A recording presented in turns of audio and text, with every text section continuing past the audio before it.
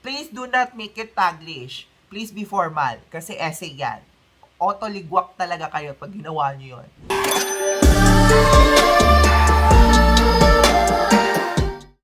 Hi guys! It's Rain. So for today's video, it will be a follow-up to the video that I made last year, but in the context of nakapasa na ako sa mga in-applyan ko. So last year, if you don't remember, I made a video about the multimedia schools in the Philippines. So this is the thumbnail, and I will leave that link in the description below. So after 7 months ba? Kailan ba yung huli ako nag-post nun? I think, nag-apply ako, pinost ko yon September. Tama ba? Ay, eto, nakita ko na. So, that was 8 months ago. So, 8 months na nakalipas simula nung gumawa ako ng sit-down vlog na ganito, which is informative sit-down vlog.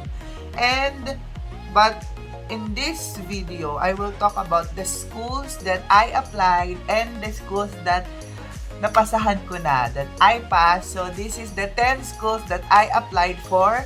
And, so, ano nga ba yung mga in-applyan ko sa mga colleges and universities na ito?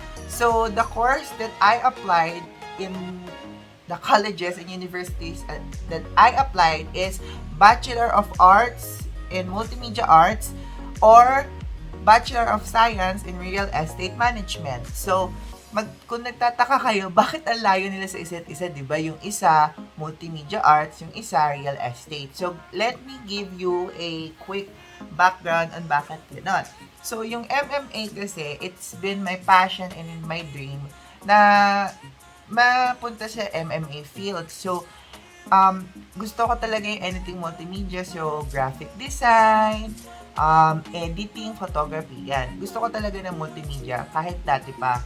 Ngayon, yung real estate management kasi, my mom is a real estate broker. So, kung may gusto sa inyo bumili ng mga lupa, bahay, y'all can email me and I'll leave her contact details below.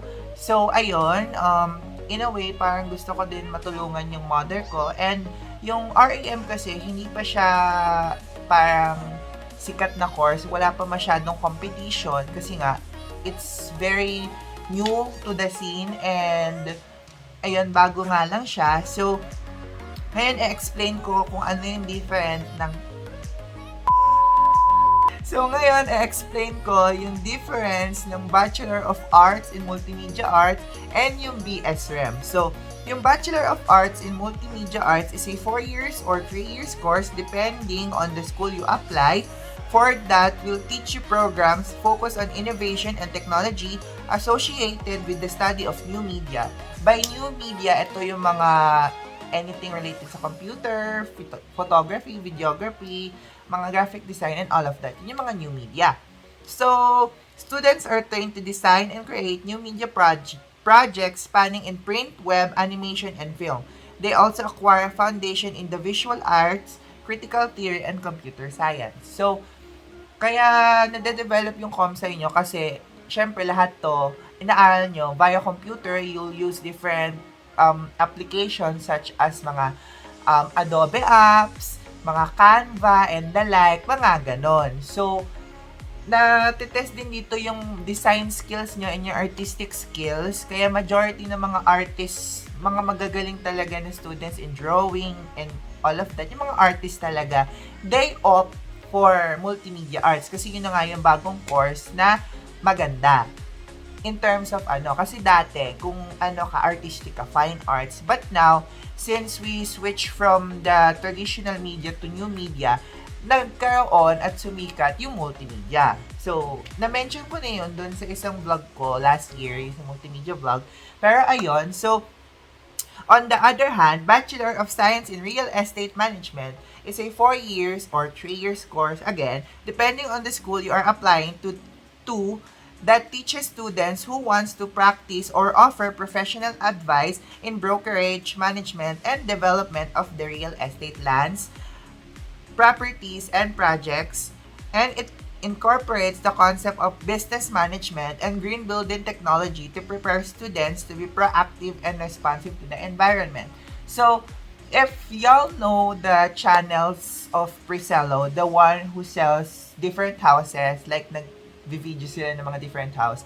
So, if you're graduated in the course of BS-REM, pwede ka maging ganun, pwede ka maging Priscello, and pwede ka magbenta ng mga lupa. And now that we are in a pandemic, most of us search for investments that can grow over time, and also parang investment that cannot be affected by the pandemic. And most of us, or yung mga, syempre mga nakakaluwag, they opt for investment that is land, because yung land investments or anything that is nasa lupa, nag-grow siya over time and hindi siya nagde-depreciate. Nag-a-appreciate siya. Ganun ba yun? Hindi ko sure. Pero yun nga, hindi siya nag-depreciate. More so, tumataas yung value niya through the years. So, kung mag-i-invest kayo, I highly suggest you invest sa mga lupa, bahay, ganon. Kasi nga, again, hindi bumababa yung value niya. More so, tumataas yung value niya sa future. And again, pandemic-proof siya. Kasi, kahit naman magka-pandemic, nandyan pa din naman yung lupa mo, hindi siya magagalaw. So, yon. So, now we will now go to the first school that I passed. So, the first school that I applied and I passed is Meridian International College. So, Meridian International College, or MINT, simply MINT, has two campuses, one in McKinley Hill and one in Chendicitas in Ortigas. The one in McKinley houses their senior high school program, and the one in Chendicitas houses their college. So, ayun. So, if you're applying for college, yung magiging campus nyo is yung sa Chendicitas. Pero, if you're an incoming senior high school student and you want to apply in MINT, your magiging campus is in McKinley Hill. It's behind Venice Grand Canal, yung mga buildings doon. So, ayun. And MINT has different college courses ranging from business to arts. So, business and arts school yung MINT. So, ayun. So, dun sila kilala. But, mas kilala sila sa multimedia arts na course. And, yung facilities nila is multimedia ready. So, they have Mac laboratories, and meron sila yung green, parang film room, parang ganon. So, kung mag-MMA kayo sa MINT, it's worth it naman. Your tuition is worth it. So, I will talk about the tuition in a bit. But, let's talk about kung paano ka ma-admit sa MINT. So, paano mag-apply sa MINT. So, the admission process of MINT is by taking their entrance exam, which is the MINTX. MINTX is a free entrance exam that is given to prospective applicants. The exam consists of mathematics, science, language proficiency, and essay. So, yung exam, you'll have only 20 to 25 minutes, if I'm not mistaken, per subjects per subjects. Pero yung sa math, you will be given 30 minutes to finish that. But yung sa essay naman, only naman siya. So, ito, bibigay ko yung prompt sa essay nung nag-apply ako. So, wait lang, mag-hairband na ako kasi nakaka-air na yung buhok ko. Pero yun, yung prompt dun sa essay is, why do you want to study in MINT? So, kayo na bahala mag-isip kung ano yung susulat nyo dun. Pero yun yung prompt dun sa essay. So, ayun, and after nun, pag nakapasa na kayo dun sa MINTX, you will be scheduled for interview. Your interviewer will ask you a few questions. Hindi ko na i-disclose kung ano yung mga yun kasi hindi ko na matandaan yung iba kasi December pa ako nag-take ng exam. So, madami na nangyari sa akin, and yun nga, sobrang busy ko sa school na wala na sa isip ko yun. So, ayun, you can answer in English, Tagalog, or Taglish, but please refrain from code switching. If you can speak in one language, that would be very okay. But if you can, parang ganito, if you can voice out the thoughts, pwede mo naman Tagalogin. Hindi naman sila strict in terms of that. So, you can freely speak whatever you want. So ayun, yung tuition fee ng Mint is they have two tuition fees. Hindi ko sure kung ano yung sa kanilang dalawa. So may isang IS tuition fee, international school, and mayroon isang normal. So yung IS is 90k sa first quarter, and sa second quarter is 50k. So 90 plus 50, 100, 110, 120, 130, 140. 140,000 times 2, 280,000 yung tuition sa Mint. Under pandemic na yon. So, yun sa, IS, International School. But yung sa normal is 67k first quarter, and then 50k sa second quarter. So, madali lang naman, computein yun. So, just add the 2 and multiply by 2 kasi 4 quarters yon. So, ayun. Sadly, they are not offering any scholarship, but I'm not sure for the next school year if they'll offer scholarship.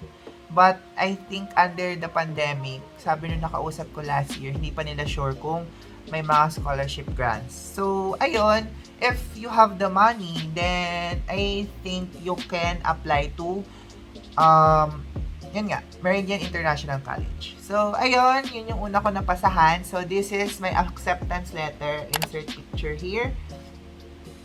So, ayun. So, next school tayo. So, the next school that I will be talking about is Southville International School and Colleges. Not to be confused with SISFU. Iba yung SISFU, but it's Southville din. Pero, iba kasi siya. Iba yung application doon. And, hindi ko lang sure kung paano yung application doon. But, yung sa akin kasi is SISC. So, doon ako nag-apply sa Southville International School mismo. So, yung Southville is located in BF Homes in Las Piñas. So, they offer BMMM program and also other programs kung ano yung gusto nyo. So, if hindi nyo alam, yung isa sa notable alumni ba? Basta yung freshly grad nila is si Jody Santa Maria. So, yun yung inaano nila. Si Jody is graduate ng parang yung sa PT course nila. Basta yon, correct me if I'm wrong. And I think si Liza Sobrano is still in Southville. Hindi ko lang alam yung course niya, but ayun. And yung BMMA ng Southville is a 4 years course that will but that will teach you different fields of multimedia according to the dean of the program. Siya kasi yung nag-interview sa akin. Their program can compete with the schools that is known for multimedia. Alam naman natin kung ano yun, di ba? Ay ako na sabihin. But, it starts with the letter C. Char. But ayun, so the first step of the admission process is by inquiring for the course of interest and then wait for an associate that will answer your query. After nun, next step is to pay the 750 admission fee. Yes, medyo mahal yung admission fee nila. Sa lahat ng mga in-applyan ko, sila yung pinakamahal. But, kasi kaya siya mahal is international school kasi yung Southville. So, hindi talaga mura sa international school. And, ayun, after nyo magbayad ng admission fee, you will be scheduled for interview. I won't disclose what would be the questions to be asked because, syempre, ano na yun, privacy na yun. But, after nun, kung makapasa na po kayo sa interview process, you will be asked to answer the following question in essay format. So, you will be asked also to draw something or someone, bahala na kayo. So, ito yung mga itatanong sa inyo. So, number 1, why choose multimedia arts? Number 2, draw a person, traditional or digital, and explain or describe who you draw. Tapos, number 3 is for you, why is design important? And lastly, which is better, colored or black and white? So, explain yung answer nyo kung bakit yun yung answer nyo. Ano? Pero yon, i-email nyo sa kanila yung answer nyo in essay format and yung dinawin nyo. After nun, hintayin nyo na yung acceptance letter nyo and you can proceed to enrollment. So, yung enrollment procedure will be on the acceptance letter. So, yung tuition fee ng Southville is 58,000 per term. Under na yun ng yung sa new normal na tuition fee. And 1 year sa Southville is 2 terms. So, among all the schools na in-applyan ko, sila yung may pinakamura, in my opinion. And also, they offer scholarship, luckily, pero kailangan super smart ka kasi ang ginagrantan lang nila is yung top 3 sa graduating batch. So, ang kalaban mo is yung buong batch nyo. Mga ganon. So, ayun. Next is Colegio de San Juan Letran. So, the third school that I applied nga is Letran. They offer multimedia arts pero under the information technology na course nila. So, their school is located inside the walls of Intramuros. Kung taga Mapua ka, alam mo naman na yun, na neighbor niya yun, tsaka Lyceum. Basta nandun lang sila. So, you can apply via their website, and from there are only necessary documents that they will ask. One is your latest grade, meaning your grade 12 grades, and first term or first sem, depende. Kasi sa amin, dahil tri-sem kami, we call it terms because we have 3. But in other schools, you have only 2 sems, so I guess yung first sem lang yung isi-send nyo sa kanila. And, i-post nyo din or i-upload nyo din yung Form 137 nyo. Second is yung PSA birth certificate. So, as early as now, dapat nag-request na kayo ng PSA nyo kung wala pa kayo. And yung PSA kasi, mas mabilis pag kukunin nyo siya sa munisipyo nyo. Pero, pag ipapadeliver nyo, it takes 1 month para ma-deliver siya sa bahay nyo. And medyo pricey din pag pag nagpa-order kayo ng door-to-door, it costs around 300 plus. Mga ganon. Tapos, yung third document is yung baptismal certificate because Letran is a Catholic college. So, hinihingi nila yung baptismal certificate kung na-baptize ka ba. Tapos, finally, kailangan nyo din ng good moral certificate. And again, as early as pagpasok nyo ng grade 12, kailangan nag-request na kayo ng mga yung mga good moral, certificate of ranking, yan, mga kailangan yan in the future. Tapos, after you pass all these documents, wait for it to be validated and wait for your acceptance email. There is no exam nor admission fee to be paid. So, kung matanggap nyo na yun, auto pass. So, ito yung admission email. Yan.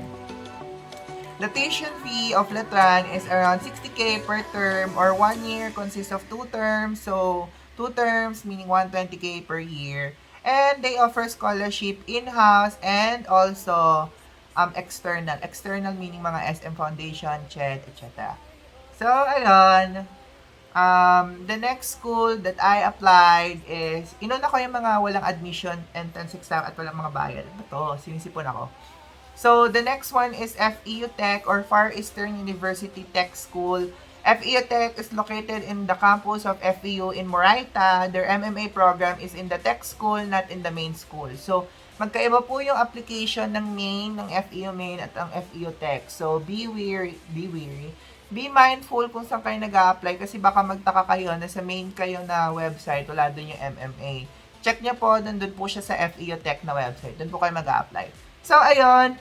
Next is the admission process will start by going to the FEU Tech website and clicking the apply now. You will be asked to input some info and the 2 requirements for the admission, which are the latest grades mo, grade 12, and also good moral character. So, yun lang. Yun lang talaga. You will be asked to email one of your guidance counselor for them to accomplish your recommendation form. And after nun, i-email kanila na accepted ka na. Yun na yun. So, ito yung acceptance email ko din.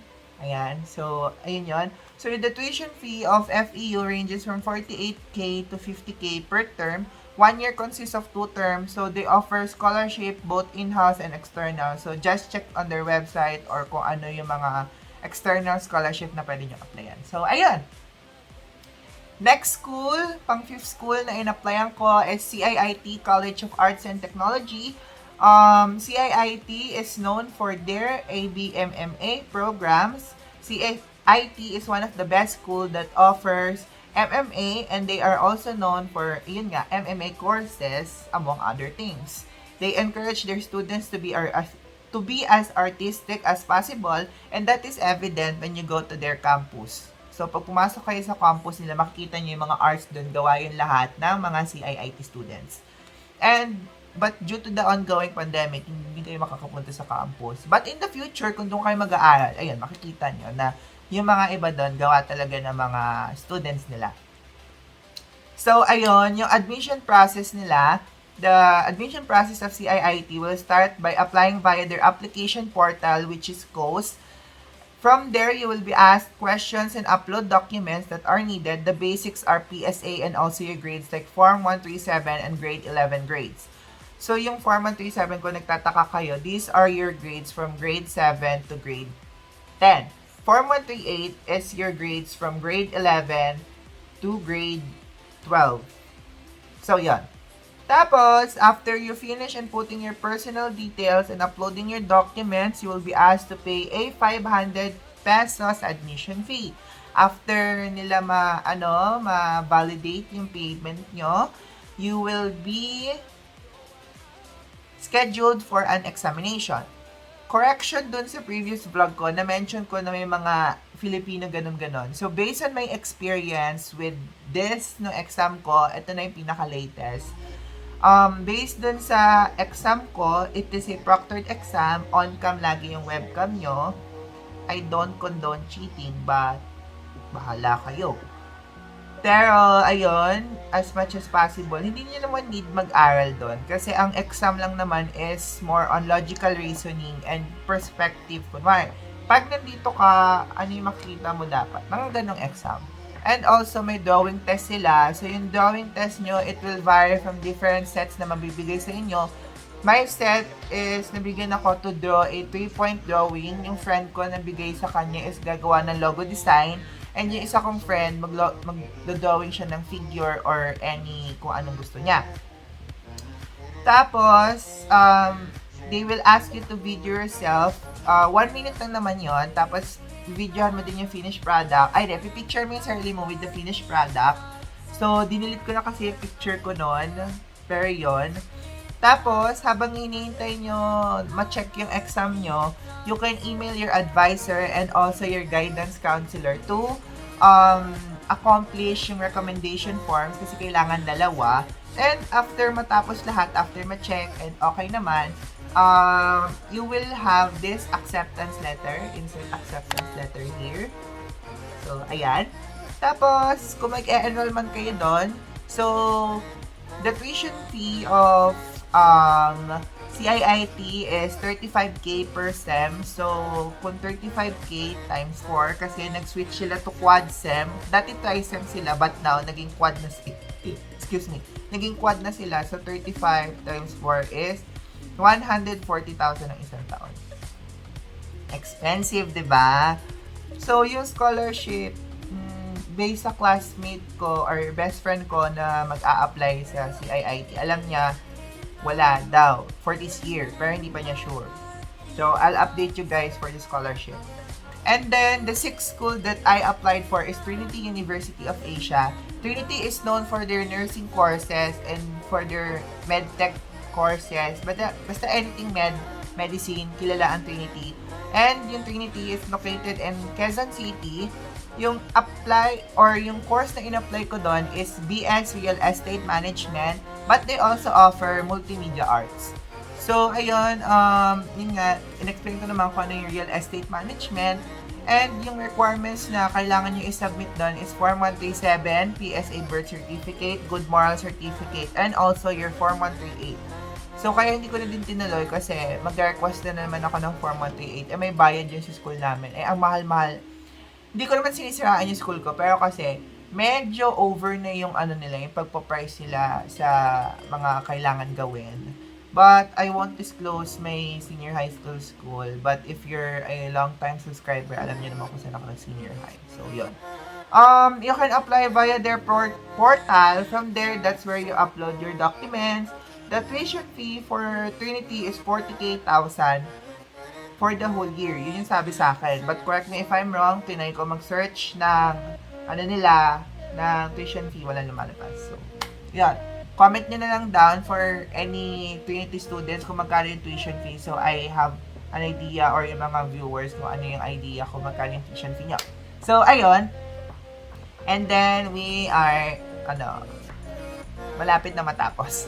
So, the seventh school that I applied is Ateneo de Manila University. Ateneo de Manila University, or simply ADMU, is one of the premier universities here in the Philippines, also globally recognized and is known for their management and business courses. So, kung mag-aaral ka ng mga management or mga anything business-related courses, you should go to ADMU.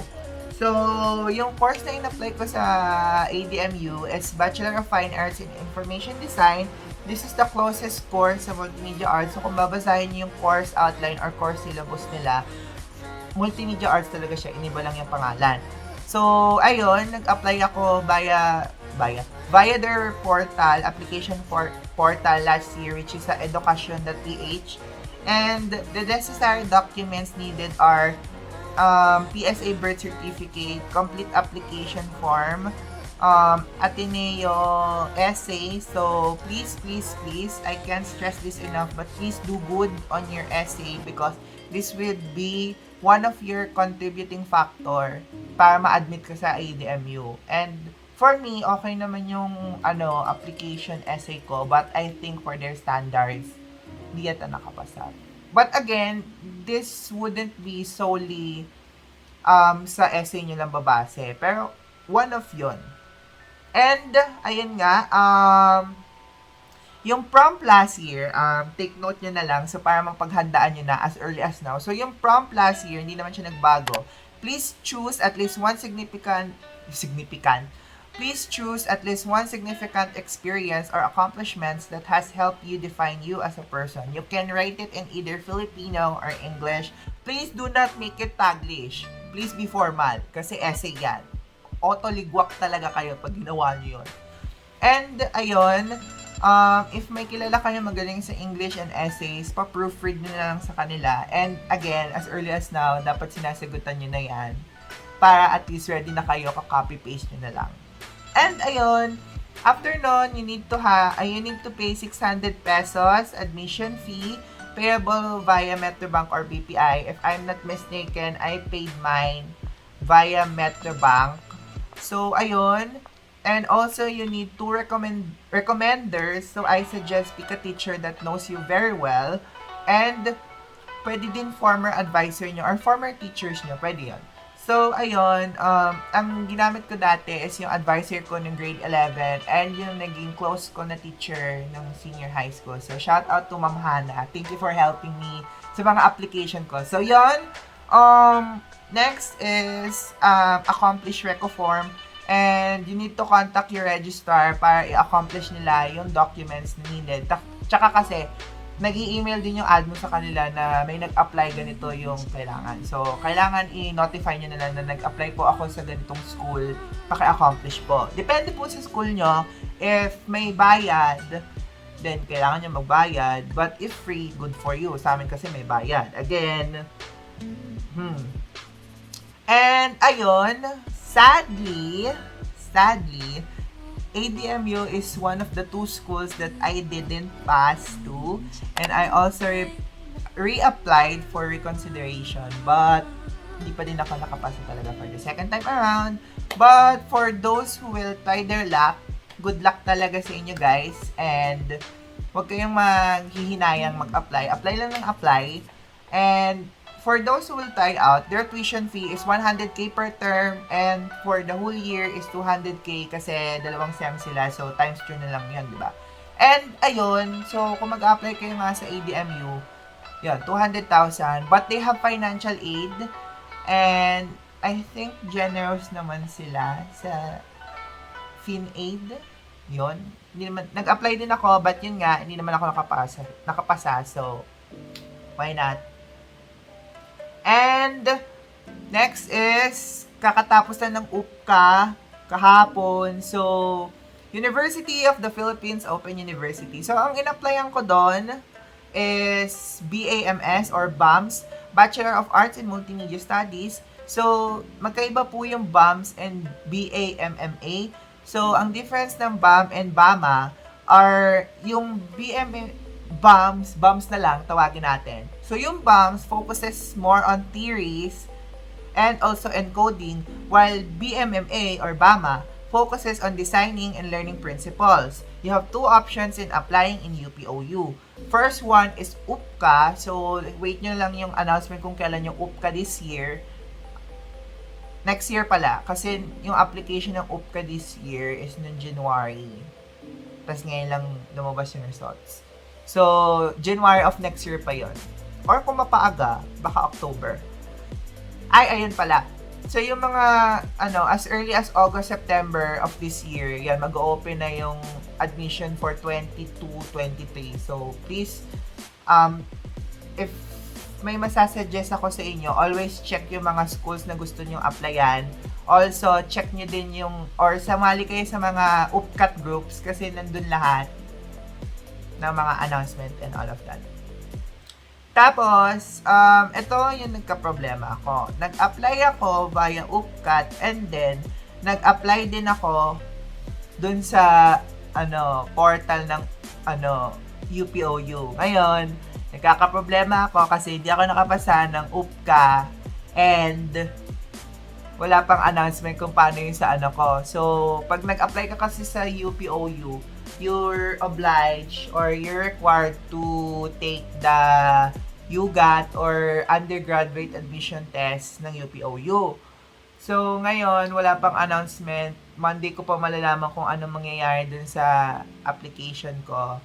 And, yun. Pero, ganun yung nangyari sa akin. So, I highly suggest, kung mag-apply man kayo sa UPOU, either via UGAT lang or UPCA.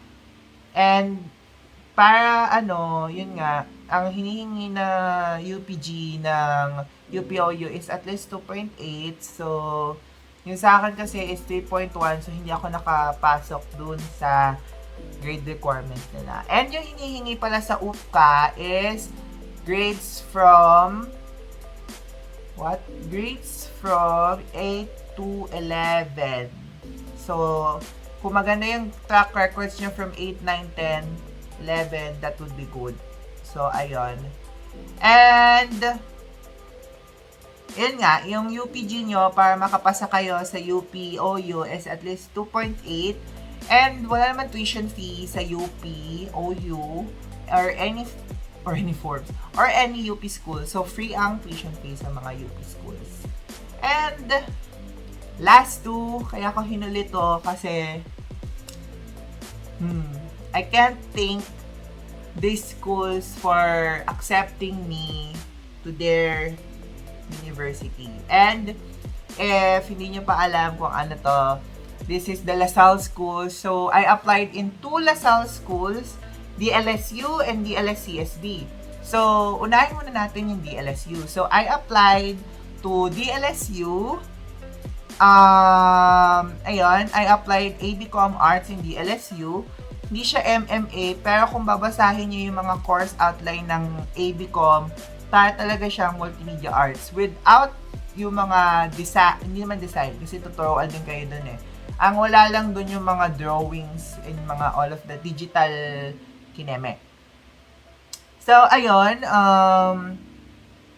kung magtataka kayo ba't ako nag-apply sa DLSU ng ABCom Arts, kasi kung gusto ko naman MMA sa Benilde, diba? Pero again, wait nga lang, nag-apply din ako sa Benilde, explain ko lang yung sa DLSU.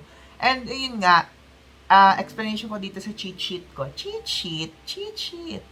So, ayun, para nga siya multimedia arts, pero yun nga, without the drawings. So, paano ka ba mag-apply sa DLSU? So, there is no DCAT this year. DCA lang. De La Salle College admission results. So, ayun, ang hinihingi nila is PSA birth certificate. You need to picture yourself na plain background for the ID picture, accomplish application form. So, pagpunta nyo sa website, nandun naman yung application form. And, sunod, you need to call your registrar para ma-accomplish nila yung De La Salle application form. So, tunay ko kasi mag-upload kasi nasa akin naman yung grades ko from grade 11, yung format 7 pa, tsaka grade 12. But sadly, gusto nila naka-DLS yung format. So, may format naman sa website and I'll show yung DLSU format ko. Ayan siya. Ganyan yung DLSU format. So, ayun. Tapos, ayun, sadly, I didn't get into the 3 programs that I applied for. So, yung mga programs na yun ay ABCom Arts. Tapos, ano pa ba? Advertising Management. Yun yung naalala ko. Hindi ko na matandaan yung isa. Basta yon. Pero, nakapasa ako. Weird lang kasi yung course na napasahan ko is Bachelor of Science in Psychology. Insert acceptance letter here. Ayan. So, ayan yung acceptance letter ko sa DLSU. And also, hindi ako DLSU Taft. But doon ako sa DLSU Laguna Campus. So, yung Laguna Campus kasi is an extension of the Taft Campus. So, nagkaroon ng Laguna Campus because hindi na makapag-expand sa DLSU main. That's why they opted sa Laguna na lang ilagay yung isang mga bagong facilities. So, nandun yung mga bagong facilities. More on science and technology yon. And dito sa main is more on engineering and management courses. So, ayun, kung gusto niyo mag-aral sa DLSU, nag-range yung DLSU from 80 to 90K per term. So, that is equivalent to 242, 270K per year. But, ayun, napaka-generous ng LaSalle sa scholarship. So, you can apply to scholarship. Madami silang scholarships to choose from. So, check nyo lang yung website nila for the scholarships. So, ayun, nag-apply ako for batch 2. Kaya medyo hindi na siguro ako nakapasok sa ABCom Arts kasi baka wala ng slots, ganon. And yun yung okay sa LaSalle kasi hindi ka nila ito turn down agad kung puno na yung slots. But they will redirect you to kahit papano different slots or different programs. Pero at least pinasa ka nila. Hindi ka nila binagsak agad, hindi ka nila tinurn down. Unlike this specific university na was on hot water because they said that their school isn't for everyone. So, hindi naman sa bitter ako na hindi ako nakapasa sa Ateneo. But, ayun, I'm very thankful that the De La Salle schools accepted me to their universities. And, ayun, we will now talk about the second De La Salle school that I applied and was given scholarship. I saved the best for last because, yun nga, DLS-CSB or the De La Salle College of St. Benilde is the school that I applied not because of multimedia arts but I applied the course of BS-REM. So, ayun nga, kaya ko tinake yung BS-REM, so short story lang. So, dapat kasi hindi talaga ako mag-a-apply sa DLS-CSB kasi ayaw ng tito ko na mag-apply ako sa CSB ng MMA. Kasi parang ang ano niya, although premier university talaga yung MMA, but kasi ayaw niya. And pumayag siya 1 week before ng deadline. Sabi niya, pwede ako mag-apply sa DLS-CSB pero under this BS-REM. So sa kanya ko nalaman yung BS-REM and blessing in disguise kasi yung course na yun yung na-award sa akin ng scholarship. And kung mag-apply kasi kayo nung scholarship na in-applyan ko, onti lang yung ginagrant nila and medyo picky sila sa mga courses na ina-approve. Yung mga kakilala ko na na-approve is yung isang BS-REM na classmate ko, si Aislinn. So, ayun. BS-REM din siya. Tapos parang may nakilala ako na hospitality management yung course niya or SHRM. Ayun, double degree, yun na-approve din siya. Pero sabi niya, may kilala daw siya na-approve ng MMA. Pero ayun nga, hindi ko din sure. Depende yata yun sa Benilde. Pero ayun nga, eto guys, suggestion ko, kung wala kayong wala kayong scanner sa bahay, I suggest you download Camera Scanner. Camera Scanner is helpful to scan your documents. So, yun yung ginamit ko kasi wala akong scanner and it's very, very helpful para sa akin kasi ang dami kong documents na skinan. Kasi kailangan nyo ng e-signature kasi majority ng mga ipapasa nyo is digital. So, I suggest you have a blank paper signed by your parents and also you and scan nyo yun, tapos crop nyo na lang yung signature nyo, tapos gawin yung PNG para maglalagay-lagay na lang kayo sa mga files nyo. Parang ganun. Ganun yung ginawa ko. And also, download Adobe Acrobat kasi pag naka-PDF file, lahat kasi ng mga ipapasa nyo, lahat naka-PDF file. So, pag naka-PDF, doon na-edit nyo, doon nalalagay nyo ng firma. So, I highly suggest you download Camera Scanner and also Adobe Acrobat to edit your documents and also to sign your documents. And also, yun nga. So, ayun, the applications, ito yung mga pinasa ko. So, take note of this para hindi kayo magkamali kasi, ayun, may kakilala kasi ako nagkamali siya. Hindi niya napasa yung scholastic records and yung recommendation form. But, tinutulungan namin siya. So, ayun, ito yung mga, sinend ko. So, 3 2x2 pictures. So, nilagay ko siya sa isang PDF. Tapos, proof of payment. So, nagbayad ako nun via GCash.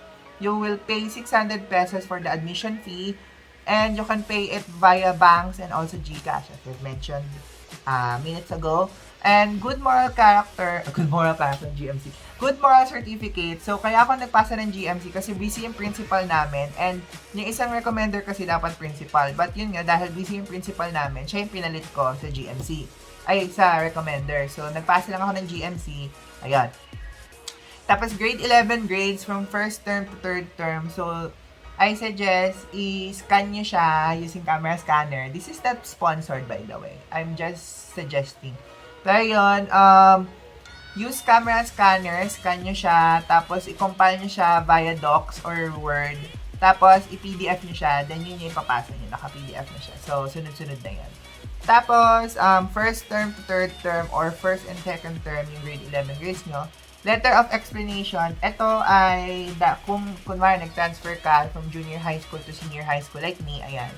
Proof, from CCC, nag-transfer ako to my present school. Explain nyo doon bakit kayo nag-transfer ng school. So, yun lang naman, yung letter explanation. Tapos, PSA birth certificate, and then application form, na, kasi pag nag-apply kayo sa website, dun nyo i-fill out lahat. Tapos, after nun, i-download nyo yung application form. Tapos, yun nga, dun yung magagamit yung Adobe Acrobat kasi pwede nyo i-edit yon kung nagkamali man kayo, pwede nyo siya i-edit via Adobe Acrobat. Tapos, yun nga, ito yung kailangan nyo kasi naka-link to, link format, wala siyang So, isi-send nyo or i-email nyo yung link ng Scholastic Records sa register nyo. Pwede naman kayo mag-download or sila pa-printin nyo, tapos kunin nyo na lang doon, scan nyo. Pero, yun nga, sila ang mag-i-input nun kasi siya, Google Form. So, yun, pa-input nyo sa kanila sa registrar. Tapos, yung recommendation form, sisend nyo din to sa guidance counselor nyo or principal. Tsaka principal. Pero pag wala din yung principal nyo, ayun nga, gawin yung ginawa ko, which is nag-provide na lang ako ng good moral certificate. And, ayun, yun yung mga, kailangan yung parang i-ready. And here is my application. What? Here is my acceptance letter. Sorry, ayan. Ayan yung acceptance letter ko sa Benilde. Ayan. So, ayun. Tuition fee sa Benilde is yung sa course namin sa BS-REM is 60K per term. Again, this is under the new normal na tuition fee. So, dahil tri-sem sila, that is 180K per term. Or whole year, without miscellaneous fee and laboratories pa yun. So, kung i-include nyo yun, nasa 190 to 203,000. Mahal ang Lasal. Given na yon. Given na mahal ang Lasal talaga. Kahit anong gawin nyo, mahal talaga ang Lasal. But, mahal ang Lasal, pero napaka-generous nila sa mga scholarship. Again, as a scholar myself, I can attest to that. Kasi ako scholar ako. And yung grades ko, hindi siya maganda. I mean, maganda siya kasi puro 90 and 80. Pero may isang 78 ako na grade nung grade 11.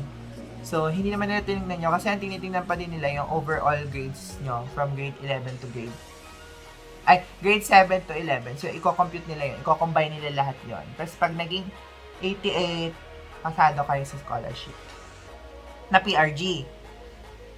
So, yung in-applyan kong scholarship is the Pierre Romancon grant or it's the financial grant of CSB. So, ang covered nun is yung scholarship, yung tuition fee, miscellaneous fee, and laboratory fee. depende kung ano i-award sa'yo. Sa amin kasi, or sa akin, na-award sa akin is partial. It covers yung tuition fee and yung laboratory fee. Ang babayaran ko na lang is yung miscellaneous fee na 5,000 per term. So, ang magbabayaran ko lang sa buong taon is 15,000. Diba? So, ito yung mga requirements na pinasa ko sa CSAG or the College of School. So, yung mga requirements na pinasa ko ay 1, Benilde essay, perspective of student. May 5 questions yun. Sasagutan nyo siya in essay format. Yung sa akin, 3 pages long. I can provide you my essay format para at least nyo kung ano. Pero wag nyong gayahin, please. I mean, you can talk to me or email me. I'll leave my email below so you can email me and ask questions about yung mga applications. So, yon. And, yung Benilde essay na perspective ng parents. So, ayun, I can give tips din about doon kung ano dapat yung makita nila doon. So, ayun. Tapos, certificate of employment. If I'm not mistaken, ang pinasa ko dyan, kasi isa lang yung employed sa amin, which is yung brother ko. So, yung certificate of employment niya. Tapos, CISAG grant application form, CISAG privacy notice. Magagamit nyo din pala yung Adobe Acrobat, yung katulad dun sa CISAG privacy notice, kasi wala siyang pirmahan. So, lagyan ko na lang ng name, tapos line, tapos yon digital e-signature. Lalagay, ganun lang. And again, ito pa, additional requirements, yung death certificate, kasi minention ko na yung lolo ko nga is dead na and nakikitira lang kami sa bahay. So, ganun. Tapos, electric bill for the past 3 months. Letter of explanation. Dahil kami, wala naman kaming landline, wala din kaming plan sa telephone, wala din kaming cable, wala din kaming internet na binabayaran. So, gumawa ko ng letter explanation explaining that. Tapos, LOE 2, letter of explanation 2. Dahil wala kaming OR of the monthly house rent, wala din kaming OR ng monthly house amortization, wala din kaming DTR or business permit, wala din kaming ITR, wala din kaming balance sheet, wala din kaming financial statement. Yan, in-explain ko kung bakit doon. And nag-attach din ako ng certificate of indigency to support that document. Medical certificate, dahil na-mention ko na may glaucoma ang aking father, so I need to prove na meron talaga siyang glaucoma. So, I attached a medical certificate to prove na meron talaga. And payslip, yon, payslip ng brother ko kasi siya lang naman nagwo-work before. Ngayon wala na. Ngayon, picture of house, front, back, tapos yung mga kwarto sa bahay nyo. And kitchen. Diba? Ganun, pag mag-apply kayo ng financial aid, ganun ka straight. Wala pa doon, hindi ko pa na-mention yun sa yung sa application form. Pero ang specific talaga sa application form. Malalaman niyo yan pag nag-apply kayo. And, PRG Financial Grant Checklist. So, itong lahat ng sinabi ko, nandun naman yung sa checklist. Tax declaration ng bahay nyo. Yon. Tapos, lastly, water bill for the past 3 months. So, ayun. Yun yung sa scholarship, application requirements, and that would be all. And again, I am very thankful for Salle-College of St. Benilde for giving me a scholarship and for para nakitaan nila ako ng potential to be part of their university or college, and also to the schools that accepted me to their college. So I am very, very thankful that nakitaan niyo ako ng potential to be part of your school. And to, ayun nga, DLS-CSB, thank you for giving me a scholarship. So, dahil kung wala naman ako scholarship, hindi naman ako makakapag-apply sa CSB. So, I will be forever thankful sa CSB for, yun nga, the opportunity that was given to me. And also, for the closing parang words that I would give to the future applicants or the next batch of applicants, please, please, please, don't give up easily. So, apply lang kayo ng apply. Like me, tingnan nyo, naging 10 schools yung in-applyan ko.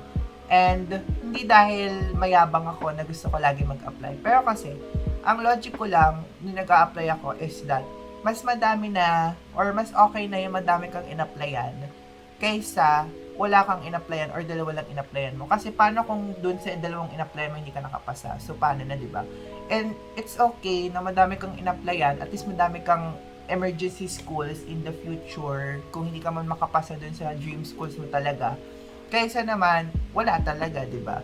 So, ayun, isa din yung tip na mabibigay ko sa mga future applicants is that huwag kayong maghihinayang or huwag kayong mapaghinaan ng loob na kunwari hindi kayo nakapasa sa ganitong school, mag-aano na ako.